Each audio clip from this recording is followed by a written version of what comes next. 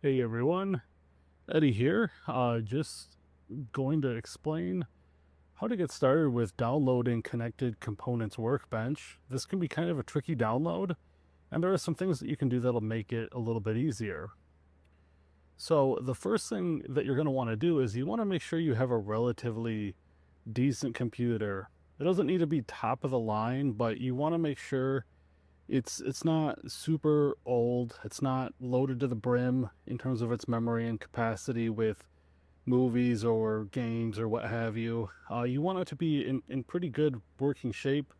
Usually I recommend at least 6 gigabytes of RAM and some kind of modern processor. You can Google what those are, but just be aware that if you have a computer that's like 10 years old and only has like 8 gigabytes of RAM, you might be in trouble with this. Download, there's a couple of steps that we need to take. The first one is we want to make sure that we are getting .NET Framework 3.5 set up. Connected Components Workbench runs on .NET Framework, which is a Microsoft programming tool, and most computers don't have that natively enabled. So there's two steps or two possible ways that you can set it up. So the easier one is I'm just going to go into my search bar here and start typing turn on.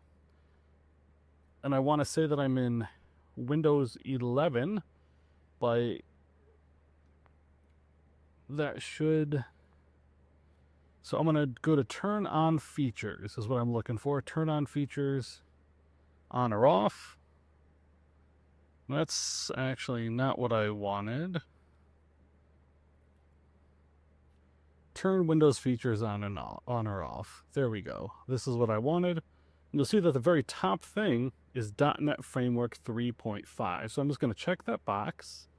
I just realized you're at a screen there. So at the very top here, it comes unchecked. I'll check it. And down here, I'm going to hit OK. And it'll say it's searching for the files.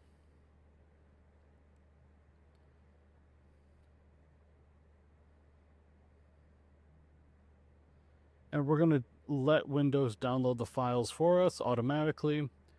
And at this point, it should just download and install it, and it'll take a couple minutes. So I'm not going to show you all of that, but that's the basic idea. Oh, actually, it might be speeding along here. If I were to go back to the web, though, I can also type in .NET Framework.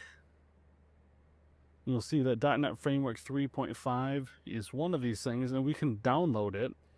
So in the newer Windows like I have here, this will not actually work because it's already in the computer. We just have to enable it by doing that turn on. But if you don't have that, this will also work. And getting this installed first will make installing Connected Components Workbench much less of a headache.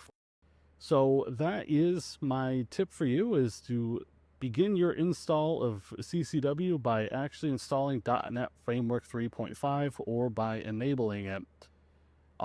After that, things will become much easier, and in the next video, I will show you how to get CCW downloaded.